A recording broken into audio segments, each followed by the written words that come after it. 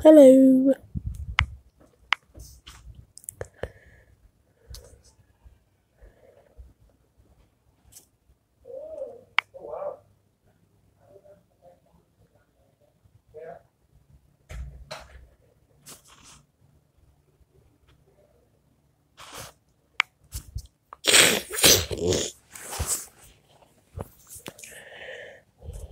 Whoever can play video.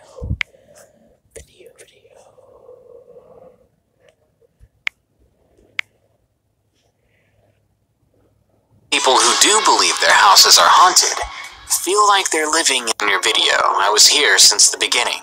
I chose this comment because it sounded so intense. I was here since the beginning.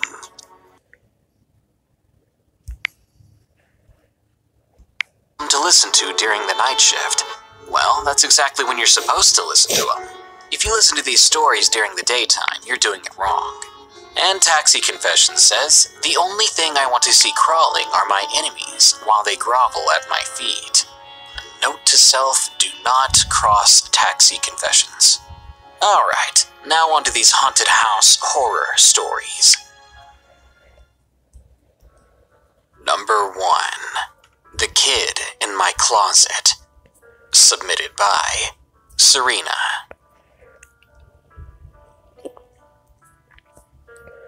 I've had many moments within my childhood home that sent shivers down my back. Many times I woke up in bed, only to find myself trapped, paralyzed, and hallucinating terrifying things. Almost all of these experiences felt just like that, though. Hallucinations. But this was different. In order for you to understand this, I'll explain the general layout of my bedroom. It consists of a large square room, a large bed in the general center pressed up against the wall across from the glass doors that lead to the backyard balcony. To the left of the queen-sized bed is a walk-in closet. The closet has a relatively heavy, polished hardwood door. This closet isn't near any opening to the outside at all, so any sort of draft or anything like that is absolutely impossible. Anyway, that night, I was drawing in my sketchbook, sitting under the warm quilts on my bed. I was leaning up against the wall, the lamp beside my bed shone a fluorescent light on the room. As my phone's alarm suddenly went off, reminding me it was time to go to bed, I hit the snooze button. That's why I remember it was 10:30 at night. As the alarm goes off for the second time, I finally decided to try to get to sleep. Now, ever since 9 that night, I had had this apprehensive feeling, a sensation of feeling creeped out, so I decided to keep the bright lamp on beside my bed. I laid down and tried to curl under my thick blanket, my back towards the closet. In the midst of drifting into sleep, I began to hear something. My ears registered 4 soft knocks, like someone's tiny knuckles on wood. "Hello?" I said. I tensed up, that apprehensive feeling growing and gnawing at my stomach as I slowly woke up, and a certain thought began to gnaw its way into the back of my mind. My heart pounded in my ears as the adrenaline began to kick in. "Hello? Is there someone there?" I felt so scared. The hairs on the back of my neck began to stand up. I didn't want to turn around, for fear that I would see something in my room with me, something climbing out of the closet. There was a voice that sounded like a child's. Its words were softly spoken, and the syllables of the words spoken seemed to break up and go silent for a few seconds before resuming the word. I reasoned with myself, thinking that it had to be one of my siblings. 2 or 3 of the 6 kids that made up my siblings had a cough or sore throat, so that might have been why the voice was somewhat unfamiliar. Maybe one of them had had a nightmare and had come to my room to request to sleep in my bed. I remember thinking to myself, I'm 15. I shouldn't be scared of my sister. And the lights are on, for God's sake. Why am I still so spooked? I took a long, slow breath through my nose, then sat up. When I turned to the door, which was parallel to the closet, I found that it was closed. But the closet itself was slightly open. My brave big sister act immediately dropped, especially when the closet door began to slowly open further. 2 more soft knocks sounded as it opened, and then I could hear quiet breathing. That was it for me. I was not about to see what was beyond that door, so I shouted loudly for my mother, practically screaming in fear. My mother and father rushed downstairs and ran into my room. I could hear the entire household wake up, and soon the apprehension faded.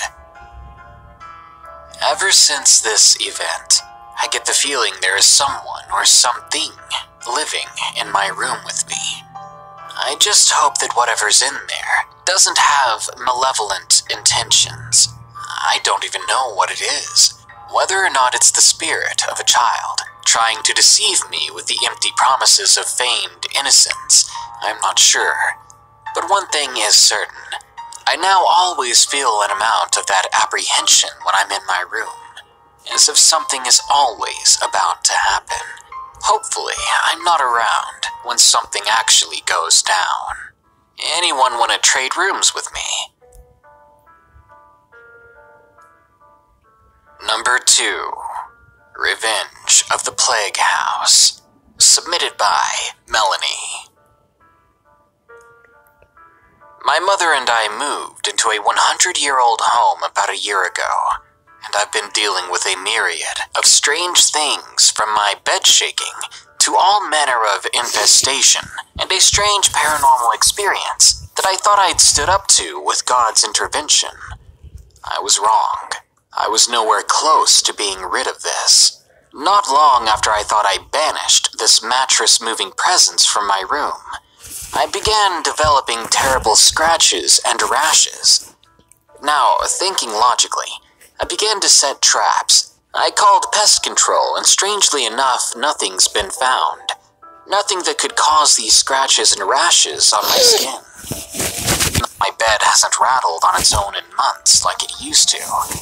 Marks have been coming very frequently, and yes, the thought of stress and seeing a dermatologist was another step I took. But still, nothing helps.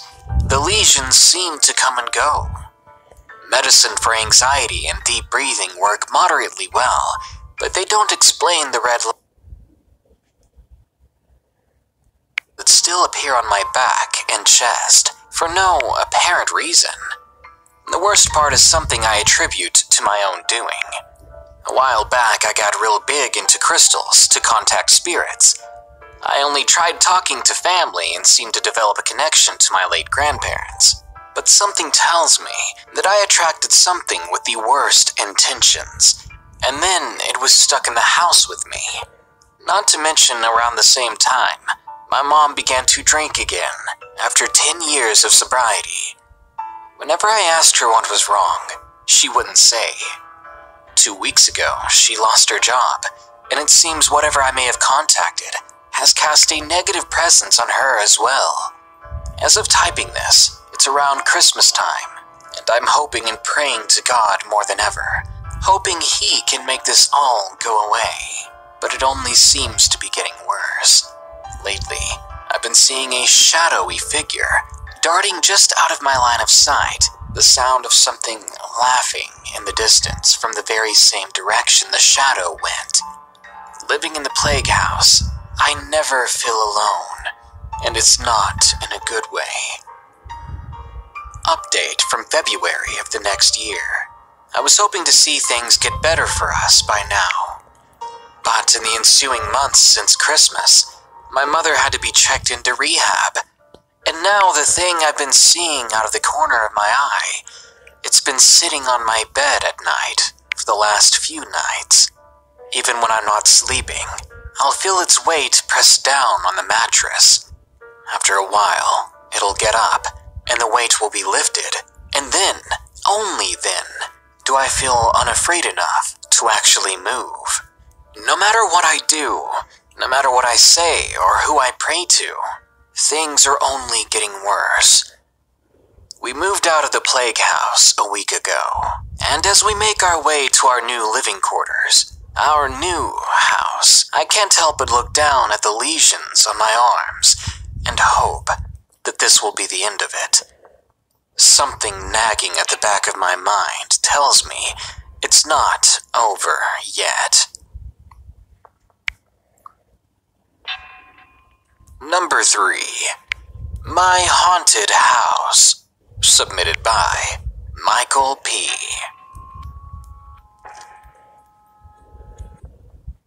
This is the account of my memory of my first house, my haunted house.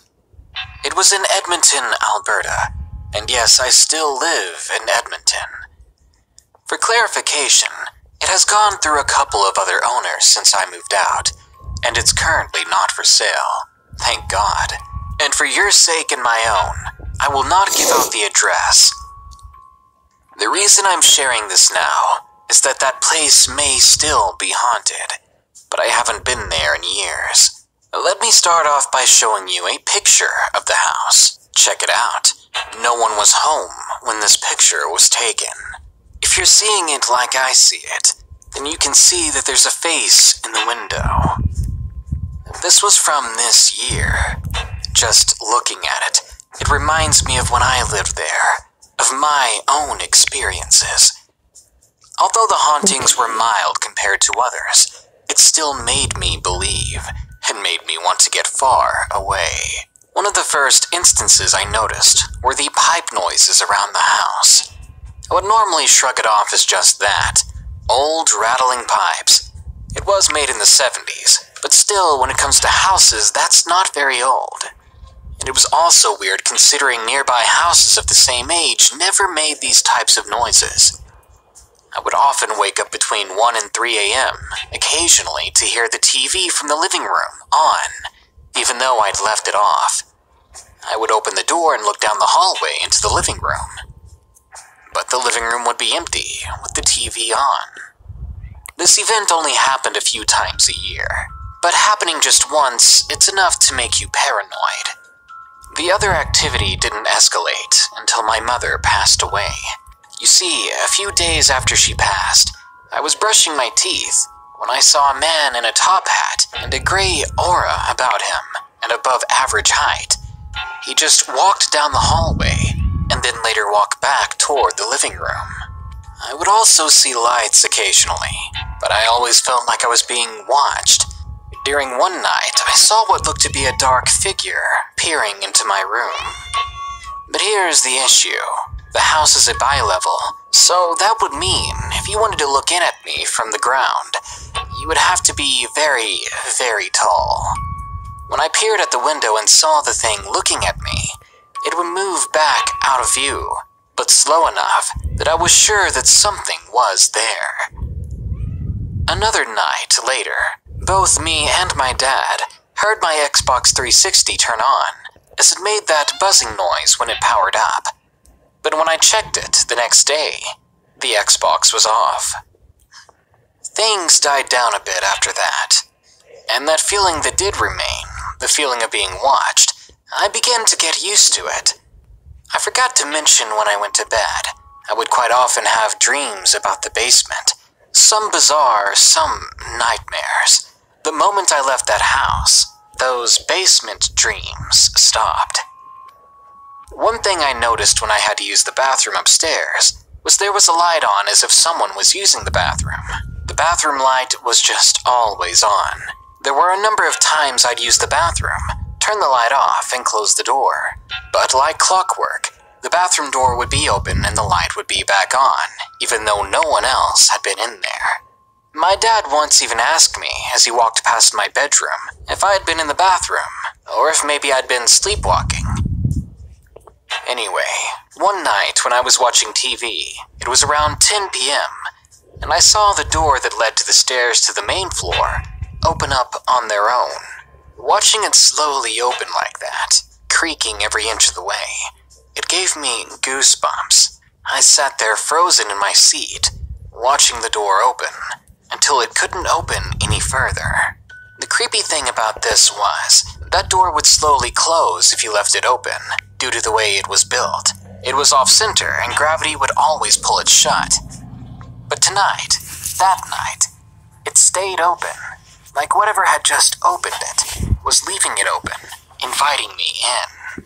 And I swear, as I sat there, I heard a voice call to me. It was like a breathing sound with a word mixed in, and I swear it said, "Join us." One of the scariest experiences wasn't even my own. It was something my dad told me about one night when we were out to dinner with some family. I don't know how the subject came up, but it did, and it freaked me out. You see, when my dad and mom lived there before I was born, my dad once thought he heard something come from the TV. Something that made him keep away from the basement for the next year. He said it sounded like a growl, deep and loud, like some sort of monstrous dog twice his size was hiding behind the TV somehow. To this day, I wonder if the new occupants of the house experience any sort of paranormal activity still. Not to mention it feels like every day something wants me to go back there. Number 4. It was here before. Submitted by Flash Sentry.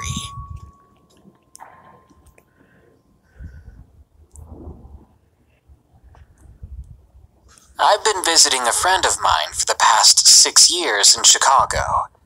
He moved from White Plains, Connecticut, because of what happened in his old house. He was 18 and living on his own. He had met me in middle school and was one of the most special and trusted friends I'd had, so we were very close. One night when we were hanging out, we had just finished playing a game on his Xbox when he suddenly looked at me and said, with a worried expression, "Did you hear that?"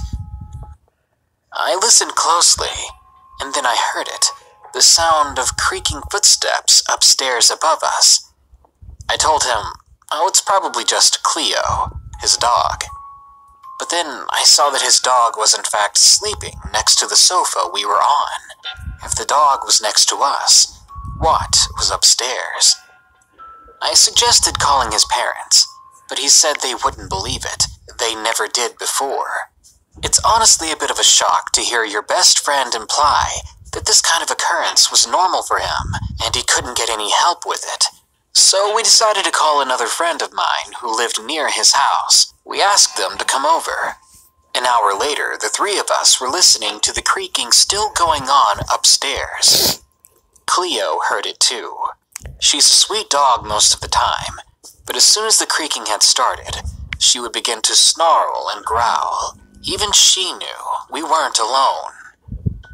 I was about to say something when we heard a pretty loud crash upstairs. The three of us nearly jumped right off the couch. Then it went silent. The three of us looked at each other, and without a word, we agreed. We were going to have to go up there and investigate. We all ran upstairs, only to find a picture of my best friend's family smashed to little bits all over the floor. The picture showed him and his family in West Virginia, smiling and happy together. Except now, the broken glass all over their faces painted a more horrifying picture. Next to the picture was the lamp that had been sitting next to it on the shelf. It wasn't like one object had accidentally fallen off. It was more like someone raked their entire arm across the surface, smashing everything there onto the floor. We went back downstairs and tried to maintain our composure. But for the next 4 hours, we kept hearing a commotion upstairs. Kept finding more and more things broken, shattered. At one point, my friend who lived there got fed up and began to look up the history of his house on his laptop. We did that for several hours together, the other two of us looking it up on our phones, trying to find anything and everything on the house and the property. Finally, after some time, we stumbled upon some information. The house had been built in 1869 by a man for his wife. Sadly, he had died in 1884 from a bad case of strep throat that caused a number of complications. His widow was left to maintain the house and property. It was then that we figured that the man who had died was haunting the place. Maybe he died young. Maybe he wasn't ready to leave his wife completely alone yet. And maybe he never left this place. After all, it was his handiwork. The next day was the straw that broke the camel's back. I had stayed the previous night after the other friend went home. It was 7 in the morning and I was taking a shower. I stepped out of the shower and wrapped myself in a towel. I walked over to the mirror and used part of my towel to wipe off the steam that had gathered there. That's when I saw something that changed my life forever. Before this, I never believed any of it. I went along with my friend's theory about this house being haunted. But deep down I figured it was either an animal that got trapped in the house, a draft, or something similar that caused all those things to fall down and break. But in a matter of seconds, my beliefs were turned upside down, and I saw something behind me that day that made me question everything. I wasn't alone in that bathroom. There was a woman behind me. Her eyes bled black fluid that had dried to her cheeks, like mascara that had run. Her hair was gray and tangled into a dirty, unkempt mess. She was playing with the right side of it at the end, painfully pulling at knots in her hair. She looked down at the ground behind me, never blinking, but saying something to herself, whispering it under her breath. As the bathroom was so small, I could hear her words clearly. Murder. He's a murderer. He's a murderer. I screamed so loud that I'm sure that everyone in the house was wide awake and had jumped at least 3 feet in the air. I screamed so hard that my lungs felt like they were about to bleed. For the next week after that, I could barely use my whole voice because of that dang scream. When I turned around, the woman wasn't there. And no matter how much I convinced myself that I was just seeing things in that mirror, I never truly believed that excuse, because it didn't make sense. She was so vivid, so tangible and real. I might as well have been watching a horror film on a 4K TV. Within the hour, I told my friend what I'd seen, and we began to discuss what we thought we knew and what we might not know. What was up with this woman's husband before he died? Why would she appear to me and call him a murderer? Luckily, not long after that, my friend moved away from this house and into a new place, far and away from the haunting of that White Plains house. I don't know about you, but seeing something like that and experiencing that type of haunting, I'd be on the market for a new home in seconds. Scary ghost lady, no thank you. And number 5. My haunted house experience. Submitted by Danish.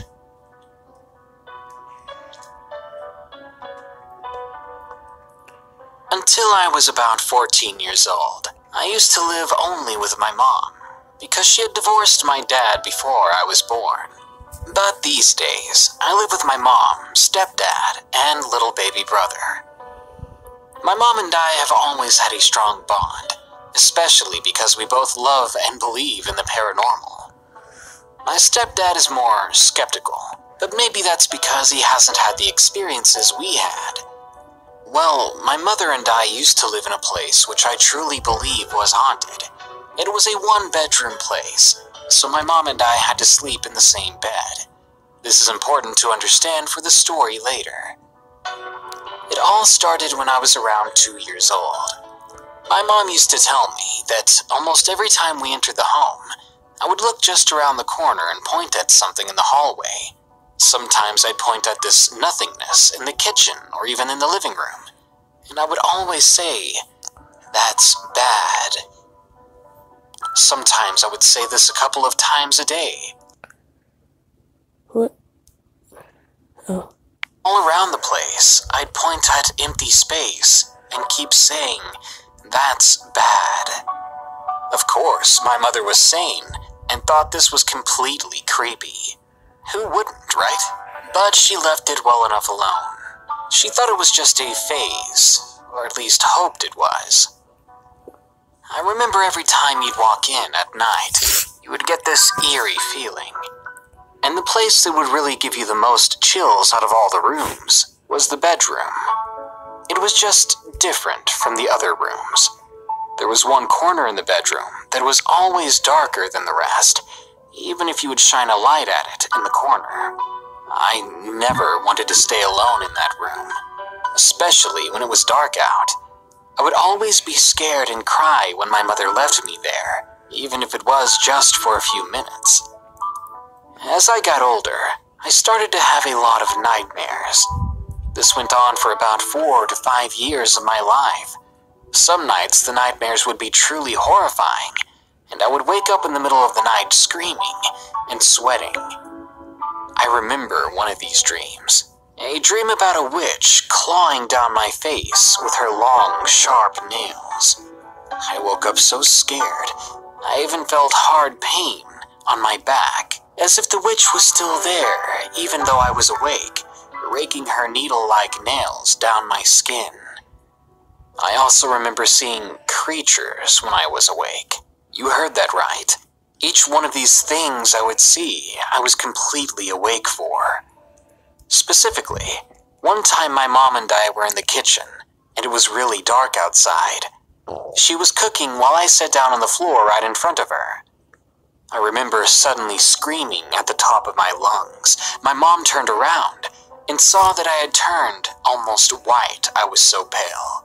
It's because when I sat there on the floor and looked up, I saw this thing crawling on the ceiling of the kitchen. It looked like something between a spider and a person. It's hard to explain exactly what it was, because it disappeared just as quickly as it had appeared, but I had seen enough to scream my head off. Another time, when my mom and I were lying in bed, I saw this white but also transparent head. I couldn't see any facial features. As usual, I screamed and told my mom to look where it was, but it was already gone. But another time, my mom even saw something for herself. Before you could turn the light off, you had to bend over to reach the light switch. When she was reaching for the light switch, she saw a pair of legs with colored pants. The pants looked like those of a clown. She then turned to me and asked if I had seen it too. I told her that it smiled at me. As I grew older, around when I was 9 years old, thankfully the nightmares and encounters began to happen less and less. Later on after that, we moved to a new house when I was 10 years old. At that point, the dreams and encounters had stopped completely. It stayed like that for years, until recent strange things started to happen again. Things like hearing something heavy falling while nothing was broken, or hearing strange noises coming from the kitchen when no one was there. I would also see things from the corner of my eye. There have also been the typical feelings like dread or fear about the place. And despite not having nightmares anymore, there are still nights I can't sleep because I get this creepy feeling. My mom feels the same things as well. And on one night, she felt something touching her body while she was trying to sleep. Not very long ago, my mom heard a maniacal laugh coming from near the TV. The TV wasn't even on at the time, and there was nothing else we could use to explain the noise. After this, she once again felt something touching her body in bed. I'm not sure if this house is as haunted as the last one, or if one of the spirits decided to follow us here from the old place, but I do know for sure that I wish everything I just said was made up. But this isn't just some nighttime story to scare your kid. This is what happened to me and my mother, what still happens to me and my mom.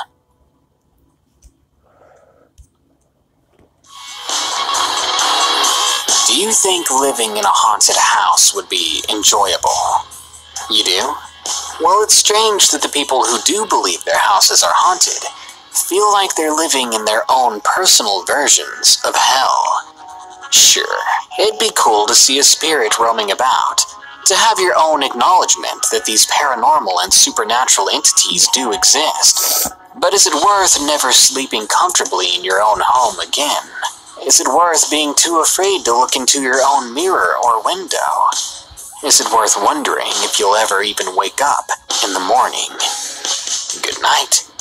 Be sure to like, share, comment, and subscribe if you enjoyed the video. Don't forget to send me your stories with the links in the description. And think about purchasing one of many awesome creepy shirts at morbidmonsters.com. Thank you for listening. As always, stay safe out there and stay creepy. Yay! Okay, I guess look at the other video.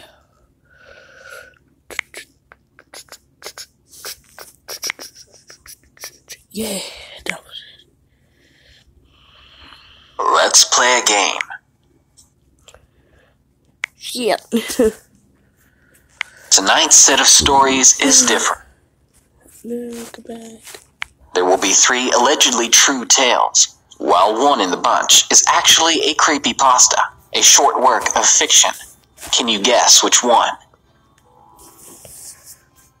Have you ever wanted to visit the sketchiest place on the internet without the dangers of going into the deep web? Well, say no more. Craigslist has you covered. Now you can buy fake things from creepy strangers, get mugged by a gang, or possibly get murdered, just because you wanted that new graphics card at half the price. Nice. Yes, Craigslist is a great place to save money and get in touch with people. But by God, be careful. To him. There are terrible, terrible people out there him? that use it as a tool to get to you. So, you might want to rethink calling that guy about his used car. Oh. Also, props to King Spook, Shivers, and Mortis Media for their narrations. Are you ready? Okay, I missed it. Number 1. I bought a soul on Craigslist. By Didn't Check Source. Read by Darkness Prevails. I'm a 24-year-old ginger male. In high school, I was the only redhead in my little Missouri town. I had long, curly hair. I was fat and awkward. My braced teeth were still very crooked, and I hated myself. Nobody really liked me. While most people limit themselves to not talking to me, I had 2 actual bullies who would steal my lunch money and make a mockery of everything that I did. Of course, these kids were popular and had good grades and generally good interactions with everybody else, as far as I know. So it was very hard to convince teachers that they were doing me harm. And they got away without ever facing serious consequences. I was frequently told that I had to stand up to them. But how could I? Anyway, since this is relevant, let's pretend that the first was called John and the other Dave. Thankfully, being a nerd paid off, and I'm now employed at a tech company in Seattle, earning a 6-figure salary. Also, I'm not fat anymore and nowhere nearly as awkward. South Park had aired the Ginger Kids episode on November 9th of 2005. I remember it very well because that triggered a series of bullying episodes. Several people had seen the show and started saying that I had no soul and that I shouldn't be allowed to eat in the cafeteria. Then, several more people who probably hadn't seen the show but who thought they were funny started piling more crap on me. This theme lasted for a few weeks. I won't elaborate too much because I don't like to remind myself of that part of my life. Still, to this day, people joke that I have no soul every once in a while. Most of them don't mean any harm, though. I can't say that I like it. The last instance of that came up about 2 weeks ago, when a friend posted a link to a Craigslist ad on my Facebook wall. He wrote, "You should get that," and the ad was about a soul for sale in the Seattle area. The description read along the lines of soul in a bottle for sale, asking $20. At first, I rolled my eyes and dismissed it, but then it occurred to me that this might be an occasion to take control of the narrative. If somebody joked that I didn't have a soul, I could joke back that I bought one off Craigslist. At the very least, that would make a funny story to tell around drinks the next time I hang out with the guy. So I thought, what the hell, might as well. I can afford to spend more money on dumber things, so I called the guy. and told him that I was interested. The seller lived in an unfavored neighborhood north of Seattle. If I hadn't seen the television playing through the window, I could have sworn that it was abandoned. The lawn was gravelly unkempt. As I walked closer to the front door, I spotted compressed gas cylinders lying around under the front patio, and I wondered what that was doing here. It kind of smelled like cat pee, too. I didn't feel very safe. I've heard a ton of stories of guys getting mugged or killed during Craigslist transactions, and I realized that I was in the perfect spot for this. The conscious part of me was thinking that I should never have been there in the first place. The unconscious part of me, for an inexplicable reason, decided to knock on the door at the same time. I kind of froze there and wondered what the fuck I had just done. I decided if nobody answered within 30 seconds, I'd just go home. No more than 10 seconds later, though, I decided that 10 seconds was actually enough, and I turned back to my car. But just as I was getting into the driver's seat, I noticed a black man running down the street. He waved frantically his hand to catch my attention, and I noticed that he was holding a small mason-style jar. So he caught up to me and caught his breath. Then asked me if I didn't check source from Craigslist. The following is super weird, and I think that the guy had mental issues. He talked more than I'm reporting, but it sounded like a word salad to me. I thought I was good at remembering discussions, but I figured that I'm actually only good at remembering meanings, and I couldn't really find a meaning in this discussion. So I don't remember it very well, but basically, here's what happened. I said yes, didn't check source, and he said something like, "Oh, that's great." I asked him if he lived there, and told me that no, he just thought it was a safer place to meet. He headed for the passenger seat and tried to open the door, which was locked. He knocked on the window, like he wanted me to open the passenger side door, and I let him know that this wasn't going to happen. He asked me if I wanted him to drive instead, and I told him that this was definitely not going to happen. He looked confused and told me that he needed to get to downtown Seattle. I told him that this wasn't in the ad, and he never told me that, but that I would call him a taxi and he could go with the money that I was about to pay for the item. But that just made him upset. He told me that he needed the ride and the money. I told him that the deal was off and started the engine. He angrily looked at me, sent me the finger, and threw the jar in the lawn. Then he walked away, occasionally turning back to yell, "Fuck you." I was scared, but for some reason, I didn't leave right away. Instead, when I couldn't see him anymore, I got out of my car, walked over to the spot where he had thrown the jar, and I picked it up. It wasn't broken, and it looked just like a small, mundane, empty, sealed mason jar. The absurdity of the situation hit me while I was inspecting it. I put myself in danger just to get an empty bottle. And it's not like you could put fairies in them in real life that would heal you when you were about to die. I still took it with me and got back to my car. As I looked back, I swear that I saw a figure in the house where I had knocked. While I was driving, I was becoming more and more aware of how careless I had been. The paranoia made me feel like I was being watched all the way home. No one was following me, but it just felt like there was something out there. When I finally got there, I popped a beer open to relax. I still couldn't get rid of the feeling that I was being watched. I put the jar on my kitchen countertop and took a photo of it. I posted it in reply to my friend's wall post and wrote, "I nearly died to get this." After posting the photo and looking at it closer, I found that the flash made a reflection that looked like a tiny face on the bottle, and thought that it was kind of funny in a weird way. Over the next few days, I proudly declared to my friends that I had a soul now, and showed off the little jar. I told them that it couldn't be opened or the soul would become free. While I couldn't erase the uneasy feelings surrounding the circumstances of how I got it, I did get a kick from telling the story, and people thought that me having a soul in a jar was actually pretty funny. So, mission accomplished, I guess. I kept the jar in my room. At some point during the week, as I was arguing with strangers on the internet, some thought crossed my mind, and that thought was literally just, "Hey, I find that my brain can express ideas much faster than language. For instance, when I think about a concept, it's like the whole thought already exists in my brain, and that the thought is then translated into English thoughts that are echoed back in my mind at a slower pace. Even though I spin up a whole sentence to describe an idea, that idea existed beforehand. It didn't really need to be translated.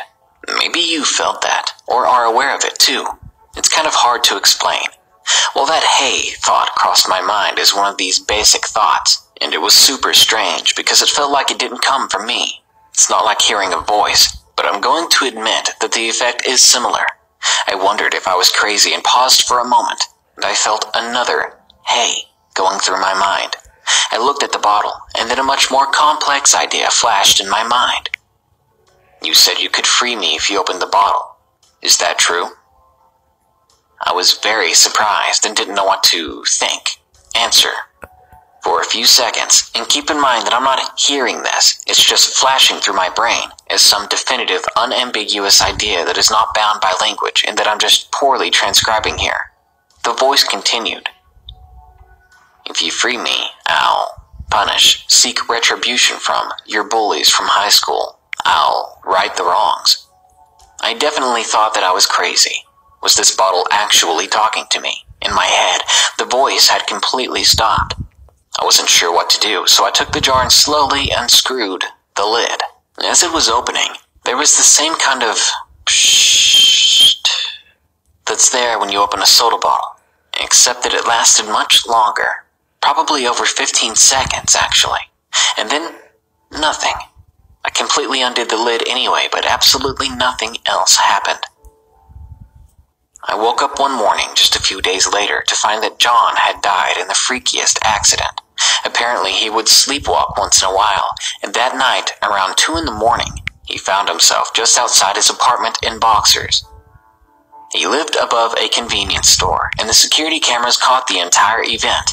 As John was walking out, it looked like an invisible man was pulling his hand until he was in a specific spot, and then the old high school bully just stood there without moving.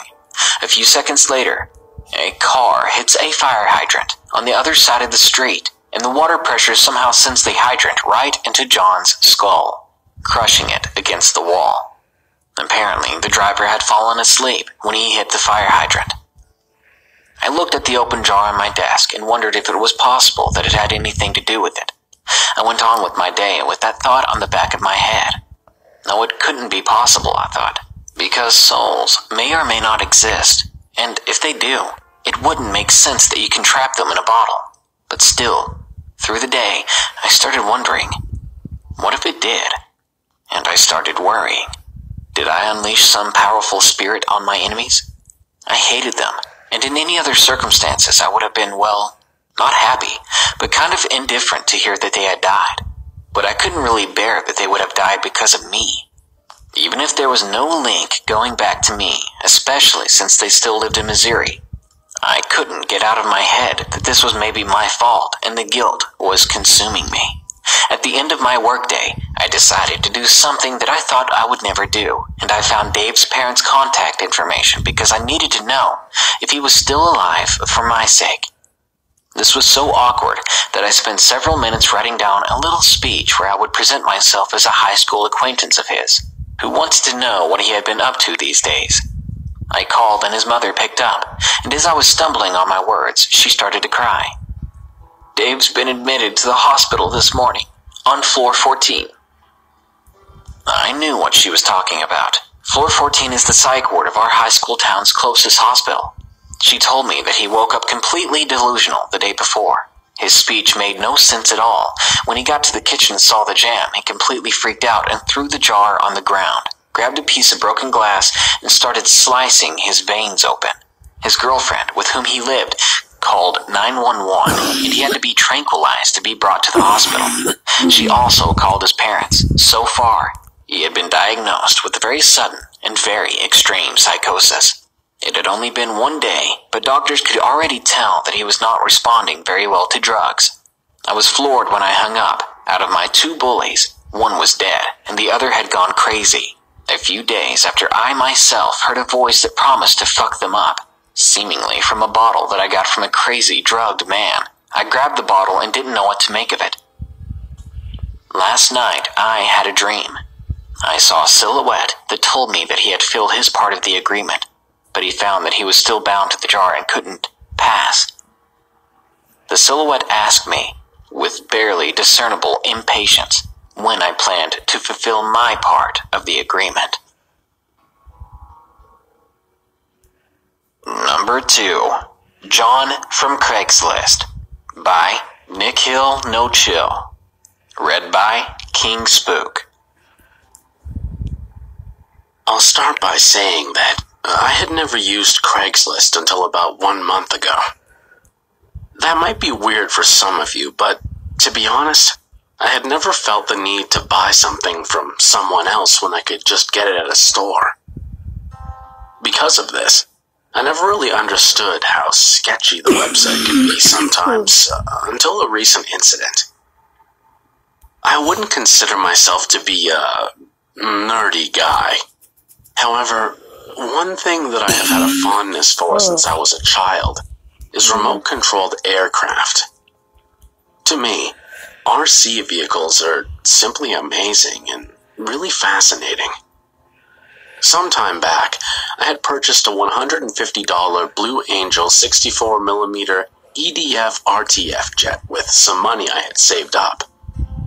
This baby has a 686mm wingspan, 4 channels, and was ready to fly as soon as I got it. But it didn't take long for a dedicated enthusiast like me to notice a problem with the aircraft. Upon a quick inspection, I found that the receiver was fucking fried. I angrily called up the hobby store that I frequent, ready to explain my grievances. To my surprise, they told me that I couldn't get a refund and that a new receiver for my model would cost $45, assuming that all the other components worked fine. I demanded to know why the circuitry in my brand new plane was defective. But the person on the phone just told me to stop by later if I wanted their overpriced garbage. But I wasn't having any of that shit. So I ended the call and took to Craigslist for a new receiver for the Blue Angel. To my surprise, I found exactly what I was looking for right away. Looking back, I probably should have been at least a bit suspicious. What are the odds that the item I desperately needed was right on the front page? But, of course, I just chalked it up to good fortune and contacted the seller right away. Let's call him John. John sounded quite normal over the phone and was pretty enthusiastic about doing some business with me. We agreed to meet up 3 days later in a park that's located about 35 minutes from either of us. When the day finally came, I was pretty excited.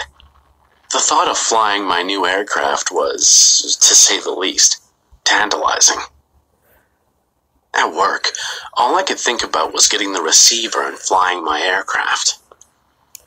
The seller and I were scheduled to meet at 6:45 p.m. that day, so I left my house at around 6. Right as I was about to leave, I got a call from John. There was going to be a change of plans, he said, and we would have to meet outside of a convenience store. This struck me as a bit odd, but I went along with it anyways. By the time I got there, it was already 7:15. I was ready to apologize to John, but he was nowhere to be seen. He's probably late too, I thought to myself. At least I'm not the one who's going to be embarrassed. As I waited outside the convenience store, it started to get a little cold, and the sun began to disappear. I decided to get into my car and wait in the parking lot instead. I listened to some music for a while, and I must have dozed off because when I came to my senses, it was almost 9:30. Shit. I looked at my phone to find one missed call from John. I called his number back and nervously waited for him to pick up. As soon as he answered, I apologized profusely for my laziness and lack of awareness. I waited for him to respond, but no answer came. Oh, God. Weird. Without warning, he ended the call. Confused and a little unnerved, I decided to wait a bit for him to call me back. While I was waiting, I noticed that the parking lot was completely empty. The convenience store was still open, and I could see a guy in his 20s at the cashier's desk. Across the street, there was a large Art Man furniture store. It looked like it had been closed for at least 6 months or so. The inside was obviously empty of furniture, and the paint on the building was beginning to peel. Most of the front was made of large glass panes so that it would catch the eye of a passerby. I waited for at least 20 minutes, but I didn't get any calls. I decided to call John one more time. He picked up this time, and I wasn't met with silence. He told me he was running late and that he was really sorry about the whole thing. He even offered to reduce the price of the receiver for my troubles. Relieved, I told him not to worry and that I would be waiting for him at the convenience store. He thanked me and hung up. He seemed a little off throughout the conversation, but I brushed it off as nothing. I was about to settle in for a little longer when a realization hit me. I had been using my work phone to call John this entire time. How the fuck did this guy get my work phone number? I thought back to earlier when I was about to leave my house. John had called me to let me know that he couldn't meet me at the park. With an overwhelming sense of dread, I realized he'd called my home landline number. I had absolutely no fucking clue how he contacted me through those numbers. I guess he could have used a phone book to call my landline, but why would that be necessary? Another thing that scared me was that my landline rang as soon as I walked past it. It was almost as if he knew where I was in my house when he called. My first thought was to drive home and call the police, but what would I tell them? That some guy called to let me know he was running late? And besides, I felt like that was exactly what this guy wanted me to do. So instead, I got out of my car and walked into the convenience store. I must have entered pretty fast because the cashier jumped when I came through the door. I apologized under my breath and headed straight for the bathrooms. Each passing second heightened my paranoia. I glanced at my phone. 10:49 p.m. Why the fuck was this man taking so long? Why did he have to be so cryptic? It dawned on me that I should have questioned why he wanted to change locations, but there was nothing I could do now. I splashed some cold water on my face and exited the restroom. The cashier looked at me with disbelief when I walked past him. His face was pale and clammy, and his movements were sporadic. Something wrong? I asked. Dude, I just saw you get inside your car. How did you get in here? He replied. We both looked at each other and both realized the same thing. He started to freak out and hyperventilate. I think someone's after me, I told him. Quick, call the police. Call them now. Fuck, man. Should we call the police? We need to call the police. Yeah, I'm gonna call 911. This is crazy, he said, half shouting. He picked up the phone and dialed the emergency number when the lights flickered off. Pale orange illuminated the walls and ceilings as the emergency lights activated. The power was out. The cashier crumpled into the fetal position, muttering to himself. Poor guy must be having a panic attack, I thought. I was convinced that this Craigslist guy was a psycho. Crouching down, I made my way through the aisles until I found one of those small knives used for camping. I needed a way to protect myself in case John decided to make a move. The blade was 4 inches, so I knew it could be used for self-defense to some extent. Taking cover behind a shelf of magazines, I slow-peered out of the convenience store window, hoping to catch a glimpse of John in my car. He was nowhere to be seen. Okay, what's my next move? I thought. Right, call the police with my own phone. I dialed 911 and got in touch with the operator. I explained mostly everything and gave her my location. I begged her to send the police as quickly as possible. The cops would be there in 10 minutes or less. I crawled over to the cashier, who was delirious. He was mumbling gibberish, and his eyes were darting left and right. I couldn't blame him. I was scared as hell too. But it seemed like he was trying to tell me something. Somehow, through his incoherent babble, I could make out the words Art Van and saw him. I snuck a peek at the furniture store across the street. John must have been watching me from there, I realized. When he saw the cashier pick up the phone, he somehow cut the power. Mom! How long had this man been stalking Did you know me, Teresa? watching my every move? Okay. I looked over at the cashier again and saw him lying on his back, eyes closed. Did you contact I Teresa? checked his pulse, which was much too fast. Oh, John is must he have home? poisoned this guy somehow, I realized. Damn. He had set me up from the beginning. He anticipated every action I had made so far. But I was going to change that. Whatever twisted plan he had for me was going to be foiled. It was either his life or mine. And I definitely planned on staying alive. For the next 15 minutes or so, I inspected the convenience store and made a mental note of every entrance or exit. My goal was to hold this psychopath off until the police arrived. Somehow, he was able to evade my vision, but I sensed danger. He was there, and I was sure of it. I started to get anxious. Where were the police, I wondered. Had John somehow redirected them somewhere else? I still had no clue what this man was capable of. I didn't want to find out. My heart was beating harder than ever before. My breathing became heavy and ragged. Is John just waiting me out? He must be trying to mentally break me. It was working, because I was on the verge of breaking down. God damn. I forced myself to be as silent as possible.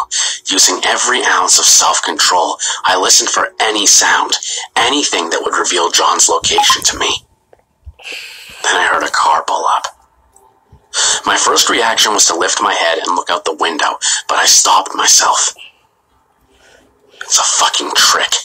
John wants me to think that the cops arrived, that my nightmare was somehow over. This is where he will fail, I thought.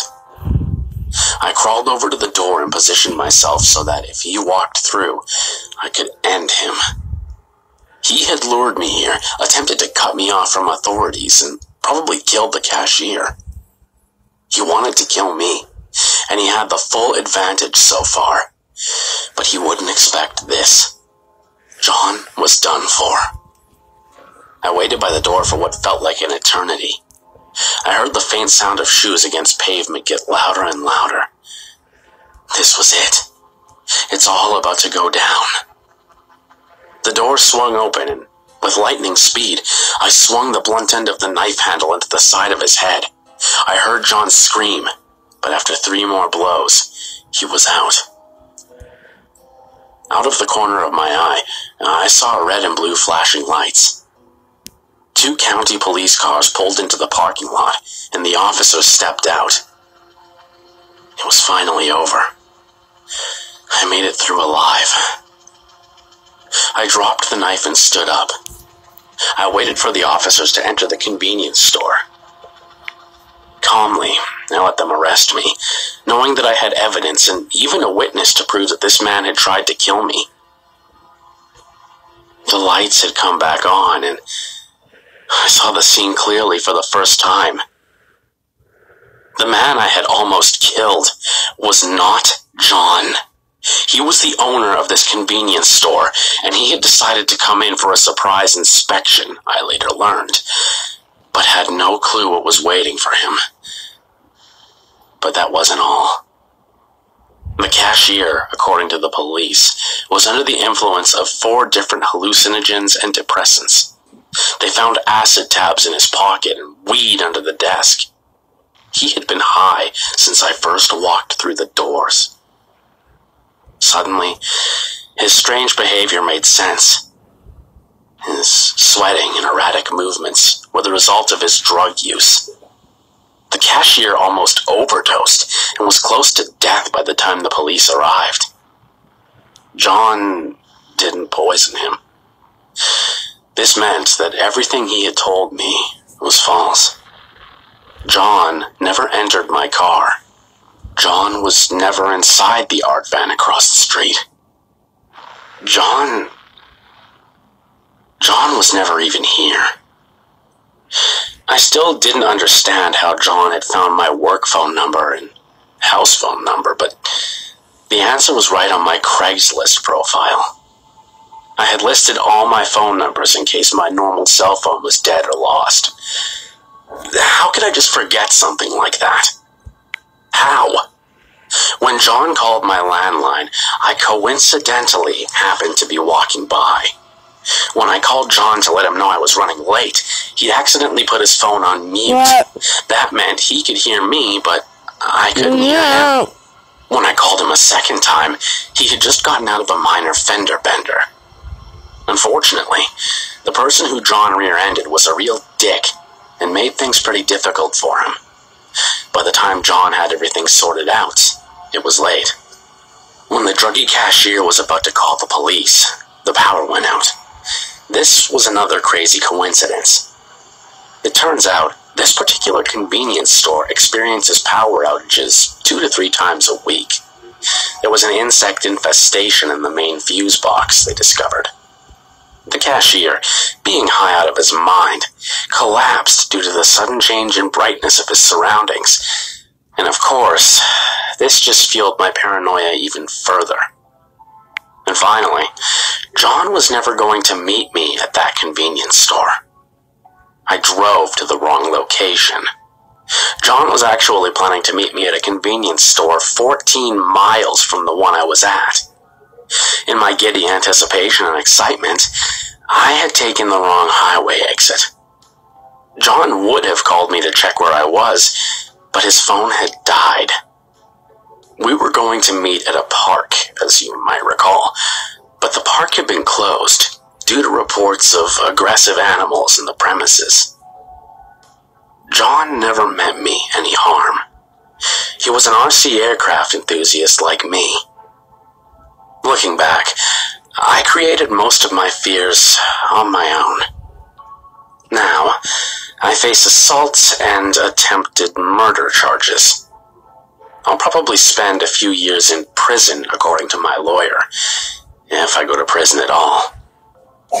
More likely, I'll be visiting a mental rehabilitation center for the next several years of my life. If you should take anything away from all of this, it's this. Be careful on Craigslist. Number 3. Don't buy things from Craigslist in the middle of the night in nowhere by OH1830L. Read by Mortis Media. My story starts in 2014. I've had cash tucked away for a while to upgrade to a desktop. At the time, I had a Samsung notebook which was tiny, with a crappy Intel Atom processor and barely 2 gig of RAM. It was okay for light use such as office work and internet shopping, but gaming was out of the question. And as a gamer, I would jump at the chance to game on a PC with mods and games and crap. Anyway, I'm on Craigslist looking for a desktop computer in my region late at night. I was scrolling down the page looking for a desktop that had Windows 7 on it, 4 GB of RAM and a decent CPU. I then came across a listing. This PC had 8 GB of RAM, Core i5 processor and a Gigabyte 710 GT, which was a really good graphics card at the time. Asking price? $120, which seemed like a damn good steal to me. So I logged into my account to get the seller's number for his listing page. I had a crummy old Nokia, but it still worked and dialed the numbers to get to the seller. The phone began to ring. 15 seconds later of waiting for the seller to pick up, he finally answers. Yes? He says. His voice seemed old. Oh, hi. My name's Terry, and I'm calling you about the listing of your desktop on Craigslist. The one with the 8 gig of RAM and the 710 graphics card. Oh, you're calling about that? Well, my friend, you're the first caller I've had. It's still here and waiting. And I'm free all night. So you can come back it up now. Where are you located? I asked the seller. I'm located at 1234 Dickham Road. So I quickly looked up the address, and 1234 Dickham Road was in the middle of nowhere. Is it okay if I pick it up in the morning? I have a few things on my hands at the moment for the evening and won't be able to make it tonight. I work during the day, but I'm home at the late hours of the night. It may be pretty hard for you to pick it up during the day. But listen, I'll stick the desktop out on the front of my porch. Just slide the money under the door whenever you arrive. Something seemed really sus about this.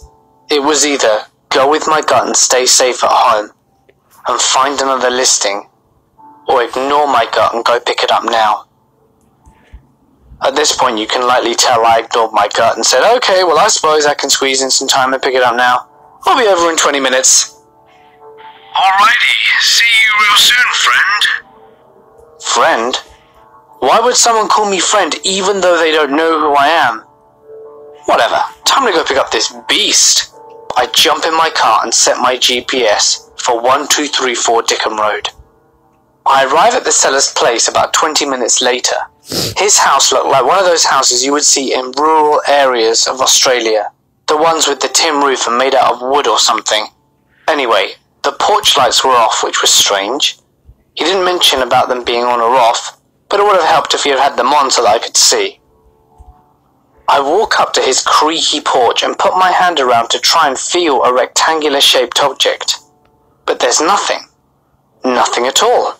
Perhaps he had second thoughts on where he should put the desktop. Maybe it's inside, I thought. So I knock on the door. There's no answer, and the lights inside his home are all off. I bring up my contacts list on my phone and go to recently dialed and ring the guy. The line rings for about 30 seconds and then says that the number you have been trying to call has been disconnected. We're sorry. You have reached a number that has been disconnected or is no longer in service. God damn. I'm in the middle of nowhere at some seller's place trying to look for a desktop I'm trying to purchase, and I can't find it if the seller's phone has been disconnected already. 10 seconds after getting off my phone, I hear something. Bang! Shit. What was that? I said to myself. I think it came from the back. My guts were telling me to run at this point. Bang! There it goes again. This time I'm spooked out and run for my car, hands shaking as I try and open my door and start the engine. I started it whilst my hands were shaking, and I haul us out of there. 3 minutes up the road, I get a message on my phone for a private number that said, See you real soon, friend. I have a feeling I'll be seeing you again real soon. I got home and I was still shaking. Of course, I was without a desktop. But still, at this point, my life is worth more than a computer. I go to bed and go to sleep. It took a while to relax my mind, but I eventually fell asleep and had a dream. I was back at the seller's place again in my dream. And this time I didn't have my car and it was late night as usual. I'm out the front of his place and hear a bang. The sound is coming from the back. I go around the back to see what's happening and to see if the seller was out back doing something. I couldn't see well. I think his back door was shut. But someone was definitely over in the distance just standing there, not moving. I feel the hair on my neck wanting to fly up at this point. Whatever was in the distance said, Had you stayed, friend, I would have knifed and stabbed you to hell. That's all it said, and then it just vanished. The dream was really weird, but by the time I woke up in the morning, I got onto my laptop and checked my history. Craigslist said the URL is broken or has been typed in wrong, and the seller's profile no longer exists. I needed to get my mind off things, and I could only do it at this point by going back to 1234 Dickham Road to see what the hell the seller was trying to pull. Back in the car I go, and off to the same road in daylight. Even though it's still in the middle of nowhere, I feel less spooked in the day than what I do at night, when I'm in the middle of nowhere. I pull up to the road sometime later, and the house looks like someone took a bulldozer or something through the house, because it looks collapsed and crushed. I was only there last night. How could it have been crushed already? I may never know the answer, but hopefully whatever caused the house to collapse had a good reason to do it. Let this be a warning to you all. Never venture into places in the middle of nowhere late at night to pick something up. And if you still want to do it, take a few friends and pack some weapons in the car. You just never know what shit you might face while picking something up in the middle of nowhere.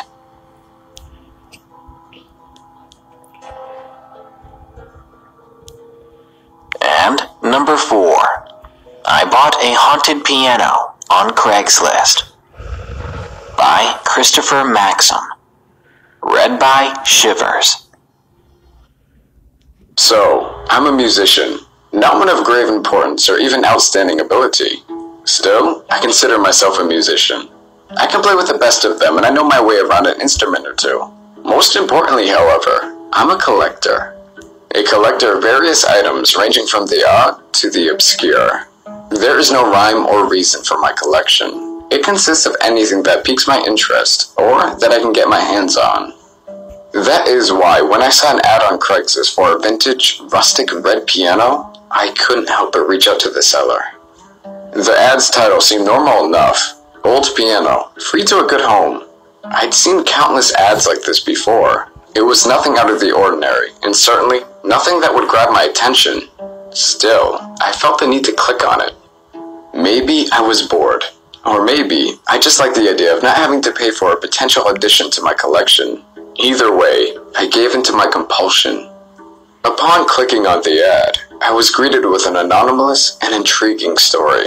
It read something like this. I am offering my piano to anyone who is willing to come and pick it up. It is very old, but still playable. I can prove this upon your arrival. It is red and bears no brand markings. This is because it was made by my great-grandfather. This instrument is one of a kind. He went out himself and chopped down a redwood tree to provide the wood to build it. It took him many days to finally cut down the tree, and much longer to finish making the piano. Nearly his entire life was put into this thing. I, however, have no use for it. It has been passed down in my family many times over, but I have no wish to continue this tradition, and the piano is currently taking up too much space in my home. I want it gone as quickly as possible. My name is Margaret, and you can reach me by phone at the number listed below. Serious inquiries only. Reading the ad sparked my curiosity. One of a kind, redwood tree? How strange and absurd. I had to see this thing. If it was half as remarkable as Margaret's description made it out to be, then it was a must-have for my ever-growing collection. As such, I decided to give her a call. Margaret answered the phone after the first ring, and immediately asked if it was about the piano. Although I found this to be an odd greeting, I assured her that it was indeed why I had called. She seemed rather enthused, but I shared her enthusiasm, happy to know the piano was still available. We set up a time the following day when I could come over and take a look at it. I hung up the phone excited and bewildered. I had a feeling that this piano could very well be the centerpiece of my oddities. My collection spans many eras of history, as well as numerous centuries. They range anywhere from the mundane to the wildly strange, but all of them are nothing if not great conversation pieces. Some of my favorites include a genuine voodoo doll from Louisiana, a tooth from a saber-toothed cat, a book of spells written by an alleged witch, a piece of antler from the world's largest moose. Being a musician, I also own countless instruments, too many to name. Each time I acquire a new item, my heart would race with excitement with whatever it was I was receiving becoming the main focus of my attention. This piano was no exception. I could not wait to see it in person. I woke up the following day with no resistance to my alarm. I was more than eager to start my day and head off towards a new potential addition for my collection. I swiftly went about my daily routine in an effort to minimize the time between me and Margaret. She said that she was an early bird and that I can stop by any time. With this in mind, I showered, brushed my teeth, got dressed, and ate breakfast at a record pace, making it out the door roughly 25 minutes after waking up. It might sound a bit silly to get this worked up over a material object, but to this I'd say you must not be a collector. This piano was my mission, and it was one I intended to see through until the end.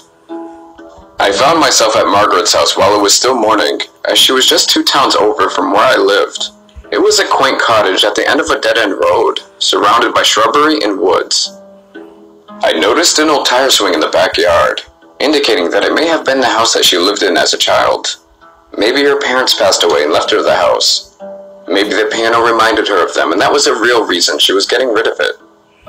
My speculation was interrupted by a woman who came running out of the cottage to greet me. She signaled for me to come inside and went back in herself. This was no doubt Margaret. I never told her what kind of car to be in, but I assumed not many people come out here in the middle of nowhere and park in front of your house. So I got out of my car and made my way up the stone walkway to the front door. In entering the house, Margaret seemed overjoyed to see me. It was something adjacent to seeing a relative for the first time in a great while. It was odd, but refreshing. It certainly made things less awkward. We exchanged a few pleasantries before she rushed me over to the room that contained the piano. I could tell that she was excited to show me it, just as excited as I was to actually see it. I matched her pace as we made our way to the room. Upon entering the room, I stopped dead in my tracks. There, just a few yards away, was the piano before. It had such a striking red color, giving it an illustrious and bold finish. And the design, it was magnificent. Simple, yet magnificent. Highly original, and certainly one of a kind, just like Margaret had said in her ad. I stood there in awe with my mouth open. Margaret must have thought I didn't like it, because she quickly started going off in a sales pitch about its charm and history. She then went on to sit at the stool in front of it, and placed her hands over the keys. I tuned it yesterday after your call. Let's see how it sounds, Margaret said. Margaret began playing a beautiful piece. Not only did she play, but she sang as well. This is when I took my attention away from the piano and allowed myself to notice her. She was a young woman, maybe in her late 20s. Very beautiful, very slender. She had silver highlights in her hair, giving it a strange, albeit lovely luster. Her singing voice, accompanied by the wonderfully rich tone of the piano, captivated me in a way that I cannot describe. It surprised me to know that she not only played, but could also tune the piano. Her ad made it seem like she wasn't musically inclined at all. I allowed myself to be taken by the song until she finished. Wait, really? Before I could compliment Margaret on her playing, she quickly began talking, continuing her well-rehearsed sales pitch. I don't know if it was her playing or her voice, but I was sold the minute she touched the keys. Because of this, I interrupted her. I'll take it. She seemed astounded when I said this. Really? You will? Wonderful, she said. We were both happy and everything seemed fine, but one fact kept creeping and crawling in the back of my mind. I wasn't sold on the piano's backstory just yet, so I decided to ask her about it. Keep in mind that Margaret and I live in the Midwest. So, have you lived in this house your whole life? I asked, secretly fishing for information. Yes, as did my parents. This house is very old. Older than the piano, she said. And your great-grandfather, he lived here as well? I kept bombarding her with questions. Yes, he did, she said. Well, redwoods only grow in California, so your great-grandfather traveled all the way out there to chop down a tree to make a piano and brought it all the way back here? It was at this point that Margaret realized I'd caught her in a lie. She apologized to me and explained the truth behind the piano. It would seem that her great-grandfather actually did go out and chop down a red tree to make the piano, just like she said. But it was not a redwood. It happened to be a tree that was located near where we both lived, deep in a nearby forest. Being an avid historian, Margaret's great-great-grandfather had known about this tree for a while. It was a local legend of sorts, and it had always been his dream to find it. Locals deemed it the blood tree. It was a sacred tree worshipped by a Native American tribe many years ago. Anyone who finds the tree is said to live a long life filled with luck and prosperity. Those who vandalize it, however, will forever live a life of fear and misfortune. Her great-grandfather, of course, fell into the latter category. Though she claimed not to believe in the legend, she did point out that he did die of a heart attack shortly after finishing the piano. Margaret's story was wild and entertaining. Even so, I believed her. It seemed that her ancestor finally found the tree that he'd been searching for and wanted to take a piece of it home as a trophy. A piano was a fitting choice, seeing as this seemed to be a family of musicians. As for the curse, I was not concerned one bit. Perhaps Margaret was scared despite her disbelief, and that's why she wanted to give me the piano. Either way, I'm a skeptic at heart, so it's a win-win situation in my eyes. I gladly accepted the gift, dark past or not. Despite Margaret's lie and the piano being free, I attempted to offer her money, but she wouldn't have it. She insisted on me just taking the thing off her hands. That would have been fine, but just taking such a beautiful instrument from someone would have not sat well with me. It wasn't much, but I slipped an envelope containing $100 into her mailbox on my way out. After calling over a friend to help me lift the heavy piano into the bed of my truck, I took off from Margaret's house with my new collectible. I made it home with ease, and with the help of that same friend, I positioned the piano in a lovely spot in my living room. I had a new piece for my collection, and I was happy. All was right in the world. Or, so I thought. For a few days, my life continued as it normally did. My routine remained unchanged. The only difference was a new piece of furniture in my house. The new centerpiece of my lovely collection of strange objects. After a while, I barely noticed it was there. Despite its beauty, it blended in with the rest of my home, much like the other items in my collection. On the third night after receiving the piano, however, something weird happened.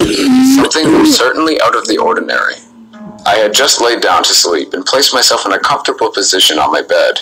As soon as my eyes were shut, I started drifting off into a light sleep. I had been exhausted from a long day at work. To my dismay, a loud bang came from downstairs and jolted me awake. I jumped up out of bed and took a moment to process the sound.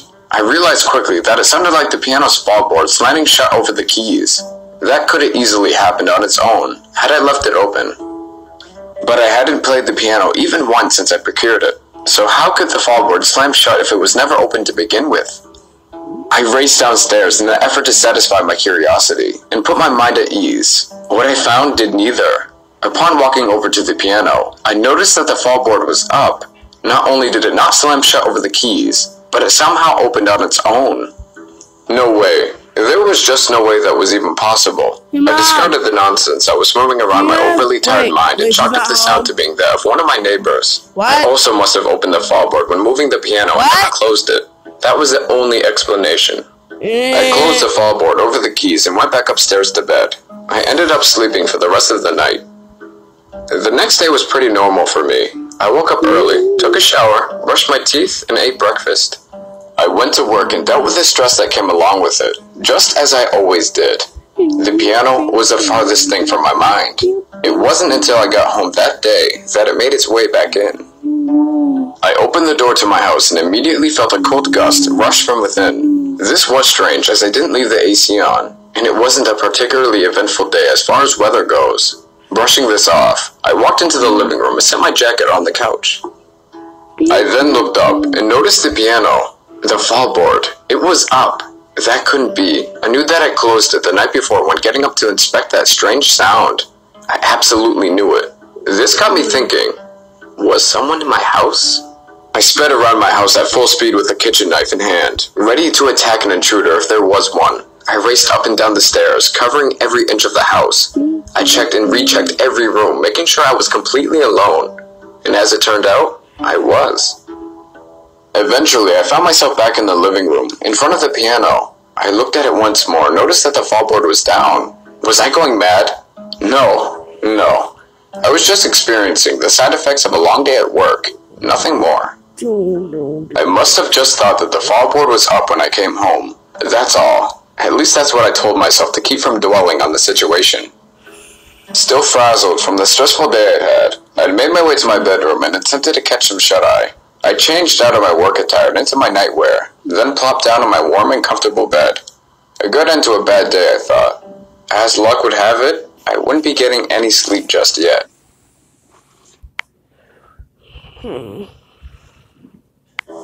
Quickly after shutting my eyes, I heard another sound coming from downstairs. This time, it wasn't a loud bang. No, not at all. This time, it was music. Not just any music either. It was the piano. How could this be? Was somebody really in my house this time? Or could it be? Was the piano playing itself? Neither option sat well with me. With nothing but adrenaline to guide me, I ran downstairs at full speed to catch a culprit of these late-night antics. Upon doing so, the music stopped, and I actually watched the fallboard slam itself shut over the keys.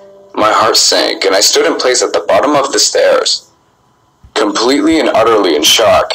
After a few more moments of being a statue, I raced back up to my room and locked the door behind me. In a nervous slur of movement, I ran over to my bed and leaped onto it, unable to comprehend what I just witnessed. I sat there contemplating. All the while, a vile mixture of fear and confusion brewed in the pit of my stomach. What the hell was going on? Eventually, the fear and confusion subsided, allowing melatonin to take over and do its job. I fell asleep and managed to stay that way until the next morning. I woke up to the sound of my alarm clock early the next day. I sat in bed for a few moments and wondering if the events from the previous night were nothing more than a dream. Now, I knew that wasn't the case, but I gave in to the notion anyhow. Living in a state of denial was better than living in a world where I was going insane. I was so good at indulging in this falsehood that I actually managed to convince myself that it really was a dream, or at least the product of an overactive imagination. It was a splendid defense mechanism, and one that allowed me to go about my day without fear or unease. I left, went to work, came home, and went back to bed. Everything was back to normal, just because I told myself it was. But lies only stretch so far. Eventually the truth catches up with you, when you least expect it. As I laid there in bed, ready to sleep through the night, I heard the piano once more. I jumped out of bed rather abruptly and assessed the situation. What the hell was happening here? Was I truly going insane? If not, was this instrument really playing itself? Was there really an underlying layer of this world governed by laws of the supernatural, allowing this piano to be haunted in some way? I thought about it for a few moments as the song went on, and then it hit me. This wasn't paranormal. No, it couldn't be. This was a cheap parlor trick. Margaret created quite the jest. She outfitted the piano to play itself, much like the player pianos they had in the saloons way back when. This was just a prank, a laugh at my expense. That's why the damn thing was free. I ran downstairs to solve the mystery once and for all. Of course, as soon as I hit the bottom step, the piano stopped playing. I walked over to it calmly, confident in my new theory. I opened the thing up and looked inside, begging the piano to divulge in its inner workings to me. It did, but I was surprised by the result. This was just a normal piano. Nothing extra was added in its creation to make it play on its own. Nothing at all. Stunned by this new revelation, I stepped back from the piano. My calm demeanor was no more. I stared at the redwood and ivory keys before me and almost felt compelled to ask, "What are you?" Instead, I remained silent. This silence, however, was quickly obliterated by the sound of the music of the piano starting to play itself once again. I wanted to run, but the terror kept me still. I watched as a horror unfolded in front of me. The keys were being pressed down harder than before, by some unseen force. The piece was also being played at a faster tempo. As if that wasn't enough, picture frames began falling off the walls. It felt as though my house was shaking. A lamp in the corner fell over, bringing my attention to that side of the room. That's when I saw it. Standing right outside my living room window was a dark figure. I couldn't make out any of the features on it. The moonlight wasn't enough to reveal this living silhouette's identity. I had had enough. I gained some composure and ran back up to my bedroom. I locked the door behind me and climbed back into bed. All the while, the song raged on. The house continued to shake. The dark figure, for all I know, it could have made its way into the house. Knowing this, my heart and thoughts raced at an equal rate. I was beginning to believe that I was neither crazy, nor did Margaret rig the piano to play on its own. This was something entirely different. Something not of this world. Just as I came to this realization, the music stopped, and so did the shaking. With nothing left to do, I slept. It was no easy task, but fear has to taper off at some point, and it eventually did, allowing me to escape the madness of my world and enter the realm of unconsciousness. I would have been grateful for this, had it not been short-lived. I awoke a few hours later to the house filled to the brim with utter silence. Honestly, it was so silent that I immediately took notice. Normally, I'd at least hear the house creaking, or even the buzz of nature from outside, but none of these sounds were present. I got up and looked out my window for a clue. The world outside my room was still. No wind, no cars, no animals, and no people. Nothing. It was peculiar. Sure, it was the middle of the night, but where were the crickets chirping, the frogs croaking, and the trees swaying? Where was the life outside my home? For the matter of fact, where was the life within it? I seemed to be the only moving facet in this eerily frozen world. I hesitantly ventured downstairs for any further